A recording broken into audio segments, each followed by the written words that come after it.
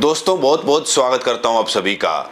देश के मुख्य चुनाव आयुक्त ज्ञानेश कुमार की कुर्सी खतरे में पड़ गई है। अब ज्ञानेश कुमार को हटना ही होगा क्योंकि ज्ञानेश कुमार के खिलाफ सबसे बड़ी कार्रवाई की गई है। इस बीच पूरे देश में गैस सिलेंडर को लेकर क्या हालात बन रहे हैं उस पर भी बात करेंगे कि किस तरीके से जनता इस समय गैस सिलेंडर के लिए लाइन में लगी हुई है, किस तरीके से एक बार फिर से देश को लाइन में कतारों में खड़ा कर दिया गया है। वो तस्वीरें भी दोस्तों मैं आपको दिखाऊंगा, लेकिन सबसे पहले आज की सबसे ताजा खबर पर बात करना जरूरी है क्योंकि ज्ञानेश कुमार को लेकर कई दिनों से कहा जा रहा था कि ज्ञानेश कुमार के खिलाफ महाभियोग लाया जाएगा।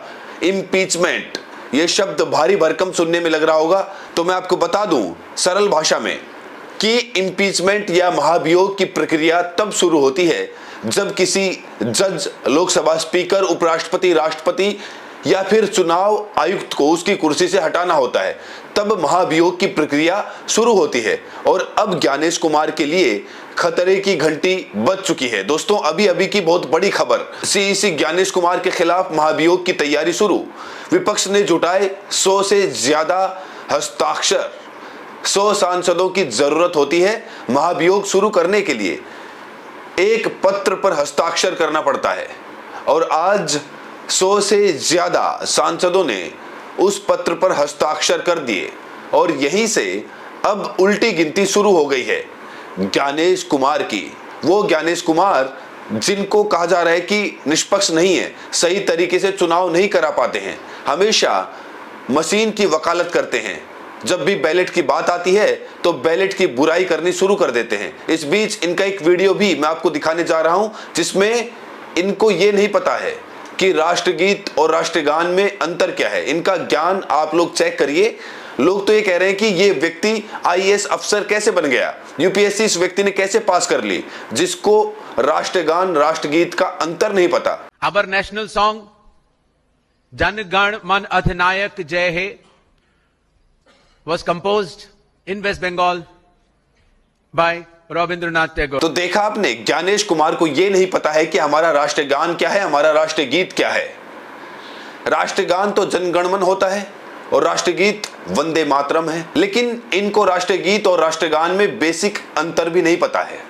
ये लोग कैसे एक आईएएस बन गए, कैसे चुनाव आयुक्त बन गए, इसको लेकर दोस्तों सवाल खड़ा हो रहा है। और सबसे बड़ा सवाल यही है कि आखिर चुनाव आयोग की निष्पक्षता कहां चली गई। जिस चुनाव आयोग के कंधों पर निष्पक्ष तरीके से, पारदर्शी तरीके से चुनाव कराने की जिम्मेदारी है, आखिर चुनाव आयोग विपक्ष के सवालों का जवाब क्यों नहीं दे रहा। आखिर विपक्ष जब भी उसे सवाल पूछता है तो सवालों से कन्नी क्यों काटता है। पूरे देश की जनता एक ही डिमांड कर रही है कि बैलेट से चुनाव होना चाहिए, लेकिन जब भी बैलेट की बात होती है तुरंत चुनाव आयोग उसका विरोध शुरू कर देता है। हालांकि इसको लेकर कई बार सुप्रीम कोर्ट में भी लड़ाई लड़ी गई, सुप्रीम कोर्ट से भी कोई राहत नहीं मिली, लेकिन देश की जनता का जो मिजाज है, देश की जनता तो यही चाह रही है, एक सुर में कह रही है कि बैलेट से चुनाव होना चाहिए। लेकिन आज तक किसी भी मुख्य चुनाव आयुक्त ने बैलेट की कोई वकालत नहीं की। 2009 में बैलेट का मुद्दा उठा था, तब भारतीय जनता पार्टी विपक्ष में थी, लेकिन आज जब बीजेपी सत्ता में है तो वो भी बैलेट के खिलाफ एक शब्द तक नहीं बोल रही। तो ये जो ज्ञानेश कुमार है, कहा जा रहा है कि निष्पक्ष नहीं है, ये सरकार की कठपुतली बन चुके हैं, सरकार के रिमोट के इशारे पर ये काम कर रहे हैं। सरकार जैसा चाहती है वैसा ही ये करते हैं। एसआईआर की जो प्रक्रिया है, कहा जा रहा है कि एसआईआर चुनाव आयोग ने नहीं, सरकार के कहने पर एसआईआर हुआ और एसआईआर में कितनी ज्यादा दिक्कतों का सामना करना पड़ा, लोगों को लाइनों में लगना पड़ा, वो तो आप लोगों ने देखा। जब से ये सरकार आई है लोग लाइन में लग रहे हैं, कभी नोटबंदी के नाम पर लाइन, तो कभी कोरोना में सिलेंडर के नाम पर लाइन। तो अब रसोई गैस सिलेंडर के लिए, कमर्शियल गैस सिलेंडर के लिए हाहाकार मचा हुआ है। तस्वीरें मैं आपको दिखाऊंगा, लेकिन सबसे बड़ा सवाल ज्ञानेश कुमार पर है। अगर ज्ञानेश कुमार में जरा भी नैतिकता है तो उन्हें अपनी कुर्सी छोड़ देनी चाहिए।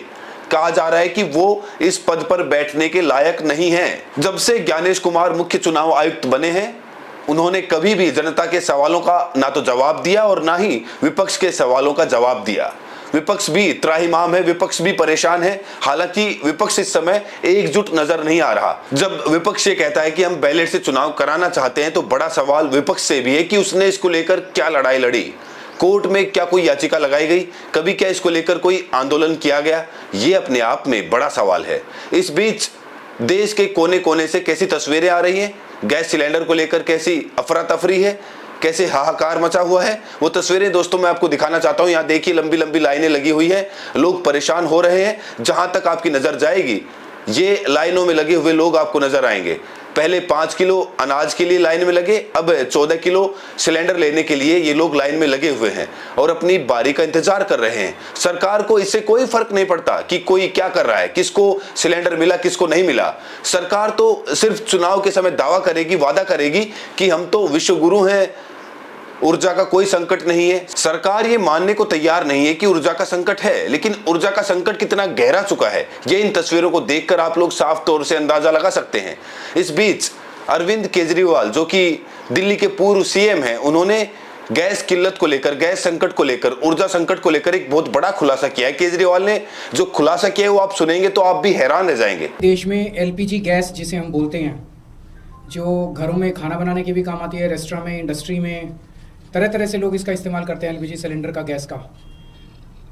इसकी देश में भारी किल्लत हो गई है और उसका कारण है कि पूरे देश में जितनी डेली प्रोडक्शन होती है उसकी 50% प्रोडक्शन कम हो रही है, 50% प्रोडक्शन कम हो रही है। ये कैसे, मैं आपको थोड़ा समझाता हूँ। हमारे देश में जितनी एलपीजी की खपत है उसका 60% इम्पोर्ट होता है और उस 60% इम्पोर्ट का 90% स्ट्रेट ऑफ हॉर्मुज से आता है। और स्टेट ऑफ हॉर्मुज अब इंडिया में जितना आता था इंडिया के लिए बंद हो गया, तो 90% इंपोर्ट्स कम हो गए हैं, तो लगभग 50-55% प्रोडक्शन हमारे देश की एलपीजी की कम हो गई है। इसका सबसे ज़्यादा खामियाजा इस वक्त इमीडिएटली रेस्टोरेंट्स और होटल बर्दाश्त कर रहे हैं। सरकार ने आदेश जारी किया है कि रेस्टोरेंट और होटल्स को एलपीजी गैस मुहैया नहीं कराई जाएगी। रेस्टोरेंट्स एंड होटल्स एलपीजी की स्टॉक नहीं रख सकते, वो उसको स्टोर करके नहीं रख सकते क्योंकि सेफ्टी कंसर्न्स होते हैं। तो जितने एलपीजी सिलेंडर उनको रोज़ चाहिए होते हैं उतनी डेली की डेली उनको सप्लाई की जाती है। तो अब एकदम से अगर एलपीजी बंद हो गई तो उनके पास तो 2 दिन का भी स्टॉक नहीं है, 1 दिन का भी स्टॉक नहीं है। इसकी वजह से अब मुंबई में 20% होटल और रेस्टोरेंट बंद हो चुके हैं और लगभग अगले 2 दिन के अंदर 50% रेस्टोरेंट और होटल बंद होने जा रहे हैं। तमिलनाडु में लगभग 10,000 होटल और रेस्टोरेंट्स बंद होने की कगार पे हैं।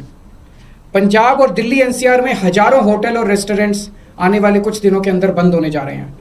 और ये पीक वेडिंग सीजन है, शादियों का सीजन है। तो मुझे लगता है अगर ये जारी रहा तो बहुत सारे लोगों को शादियां पोस्टपोन करनी पड़ेंगी। और इसी तरह की कहानियां बेंगलोर, हैदराबाद, पश्चिम बंगाल, छत्तीसगढ़, हरियाणा, बिहार सब जगह से आ रही हैं। मोरबी जो गुजरात में है, जिसको कि टाइल इंडस्ट्री का एक तरह से कैपिटल माना गया है, वहाँ पे 650 इंडस्ट्रीज हैं, उनमें से 170 इंडस्ट्री बंद हो चुकी है और 1 लाख लोग बेरोजगार हो चुके हैं। पूरे देश में इससे 1 करोड़ से ज़्यादा लोगों के एकदम से बेरोजगार हो जाने की आशंका है। और इतने बड़े स्तर पे अगर लोग बेरोजगार हो गए तो क्या स्थिति होगी। हम तो देश में ऊर्जा का संकट चल रहा है, लेकिन अब तक प्रधानमंत्री नरेंद्र मोदी ने इसको लेकर कोई भी बयान जारी नहीं किया है। सरकार के लोग लगातार कह रहे हैं कि ऊर्जा का संकट नहीं है, कोई दिक्कत नहीं है, पेट्रोल की दिक्कत नहीं है, गैस की दिक्कत नहीं है। तो फिर दिक्कत नहीं है तो एस्मा क्यों लागू किया गया? एस्मा क्यों लागू किया गया? और ये लंबी लंबी लाइनें जो लगी हुई हैं गैस एजेंसियों के सामने, क्या ये जनता मूर्ख है? क्या जनता यूं ही लाइन में लगी है? जब कोई दिक्कत नहीं है तो लाइन में कैसे लगी है? ये भी बड़ा सवाल है। तो या तो जनता झूठ बोल रही है, सरकार झूठ बोल रही है। जनता झूठ बोलेगी नहीं तो जाहिर तौर पर यहां सरकार कुछ गड़बड़ झाला कर रही है। तो जब पूरी दुनिया, देश को पता है कि मिडिल ईस्ट में युद्ध के हालात पैदा हुए हैं, स्टेट ऑफ हॉर्मुज को बंद कर दिया गया है, तो फिर उससे पहले सही कदम सरकार की तरफ से क्यों नहीं उठाए गए? ये अपने आप में बड़ा सवाल है। और सबसे बड़ा सवाल ये है, क्या वाकई अब ज्ञानेश कुमार को उनकी कुर्सी से हटा दिया जाएगा? क्या विपक्ष ज्ञानेश कुमार को कुर्सी से हटा पाएगा? और दोस्तों आप लोग बताइए, क्या आपके घर में गैस की किल्लत है? पेट्रोल क्या आपको मिल रहा है? गैस सिलेंडर मिल रहा है? राय जरूर दें और साथ में ये भी बताएं कि आप ये वीडियो देश के किस कोने से देख रहे हैं। बहुत बहुत शुक्रिया।